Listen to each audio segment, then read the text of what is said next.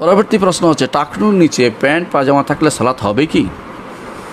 টাকনুর নিচে প্যান্ট পাজামা থাকলে সালাত হবে না এমন কথা আমরা বলি না। কিছু কিছু মানুষরা বলে থাকেন। আমরা বলি যে টাকনুর নিচে প্যান্ট পাজামা থাকলে এটা তার জন্য আল্লাহ তার সালাত দিকে তাকাবেন না, হাদিসে আসছে। তার সালাত তাকাবেন না, হাদিসে আসছে, এবং বলছেন যে আল্লাহ তার দিকে তাকাবেন না, এটাও আসছে।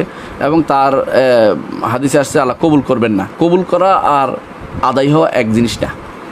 তার সালাত হবে, সে কবুল হবে কিনা এটা আল্লাহ তাআলার উপর নির্ভর করে। আল্লাহ তাআলা তার কোনো না জানার কারণে হয়তো আল্লাহ ক্ষমা করবে, তার তওবার কারণে পরবর্তী যেটা কবুল করে নেবে আল্লাহ তাআলা আগেরগুলো বিভিন্ন কারণে। সুতরাং এভাবে সালাত হবেই না এটা আমরা বলছি না। তবে অবশ্যই মনে রাখতে হবে টাকনুর নিচে প্যান্ট পাজামা পরলে গুনাহ হয়, এবং এটা কবিরা গুনাহ।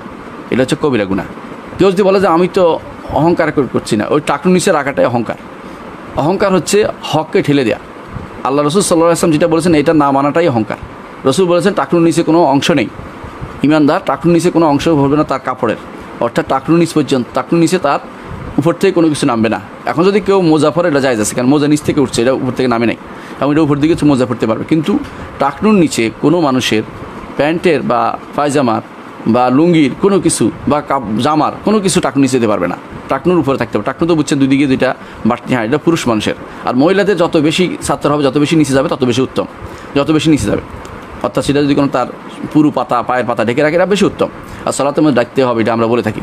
সুতরাং যে ব্যক্তি প্যান্ট পায়জামা এগুলো টাকনুর নিচে পড়েছে তা সে আলা খাতান আযীম, বিরাট ভয়ের মধ্যে আছে, বিরাট ডেঞ্জারাস অবস্থায় আছে, সে ক্ষতিগ্রস্ত হবে সে বেশি, কারণ তার বড় কবিরা গুনাহের মধ্যে আছে। রাসূলুল্লাহ সাল্লাল্লাহু আলাইহি ওয়াসাল্লাম বলেছেন মা আসফালা মিনাল কারবাইনি ফাফিন্নার, যা দুই টাকনুর নিচে পড়বে সেটা জাহান্নামে যাবে। কঠিন কথা বলেছেন। অন্যভাবে রাসূলুল্লাহ সাল্লাল্লাহু আলাইহি ওয়াসাল্লাম বলেছেন কেউ যদি অহংকার করে তার দুই টাকনুর নিচে কাপড় টেনে দেয়, নিচের দিকে নামিয়ে রাখে, রাসূল বলেছেন যে আল্লাহ তাআলা তার দিকে তাকাবেন না, হাসরের দিন আরও কঠিন শাস্তি তার দেয়। কারণ তার দিকে তাকানোর অর্থ হচ্ছে আল্লাহকে দেখতে পাচ্ছে না সে, এবং আল্লাহ তাআলার রহমত দৃষ্টিতে সে পাবে না।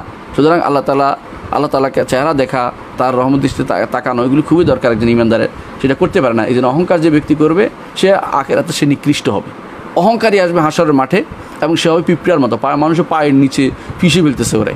অহংকারী হবে এরকম যে মানুষ তারে কষ্ট দিতেছে, এরকম অবস্থা হাসরের মাঠে আসবে। অহংকারীদের অবস্থা যারাই আল্লাহর শরীয়তকে লঙ্ঘন করবে, আল্লাহর শরীয়ত কিছুই মনে করছে না, তারা অহংকারী, নিজের মন মতো চলছে, প্রবৃত্তির ইবাদত করতেছে তারা। এই জন্য রাসূলুল্লাহ সাল্লাল্লাহু আলাইহি ওয়াসাল্লাম হাদিস অনুসরণ করে আমাদেরকে সমস্ত কাপড় টাকনুর উপর রাখতে হবে। কে কী বললো বড় কথা নয়, আল্লাহ রাসূল সাল্লাল্লাহু আলাইহি ওয়াসাল্লাম হাদিসকে সবকার উপর স্থান দিতে হবে, ভালোবাসতে হবে তাকে, তার কথাকে ভালোবাসতে হবে, তার বাণীকে ভালোবাসতে হবে, তার নিয়মকে মেনে চলতে হবে। আশা করি আমরা বিষয়টা মেনে চলব।